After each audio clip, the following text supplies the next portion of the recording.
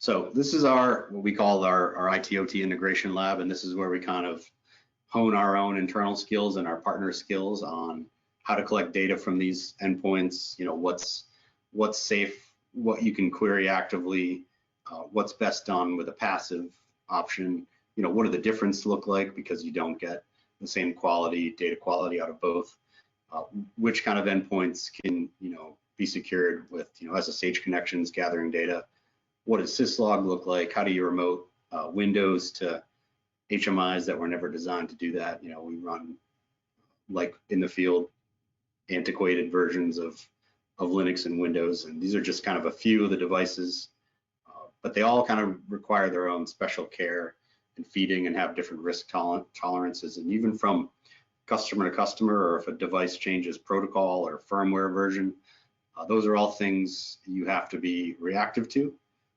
You know, command lines might change, vendors might do things to increase or decrease security over time. You know, a web page might change, and that requires some new logic. And even ones that are using, you know, open standards like Modbus or DMP3, it seems as though there's no two implementations that are the same from one vendor to another. It's a lot like syslog in the IT world. You know, there's an RFC for syslog, but I've never really seen two companies' syslog feeds look the same, where you could apply the same kind of parsing rules. And we've seen things like Leaf and Ceph start to sort that out. And of course, things are old. We've got things that don't even speak, you know, typical TCP/IP. You've got things running on serial ports. You've got things that transition from IP to serial and potentially back again. You've got their locations and physical devices that might be holistically offline, where the only way to get information with them is to physically go to that location. I mean, I still recall instances as early as a few years ago where, you know, newer versions of DOS are still, you know, in use, but like original Intel Ethernet, not TCP/IP, but, you know, routed list protocols. You know, we've got the original plant drawings. Those have changed over the years. Devices get tucked into cabinets when it's convenient. Someone might put in a new switcher or router to help theoretically make their lives easier, but not necessarily safer or more secure.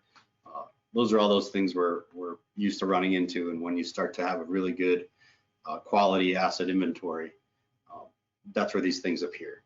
And you'll see IP addresses appear that don't make sense, where we get into customer sites and it's supposed to be, you know, a US utility, and you're expecting to see certain protocols, and now you're seeing a backnet protocol because someone accidentally connected the building infrastructure to some of the power generation infrastructure. You know, you scratch your head each time this happens, but it is never surprising the amount of interesting things that we find out there, and that's kind of at our core.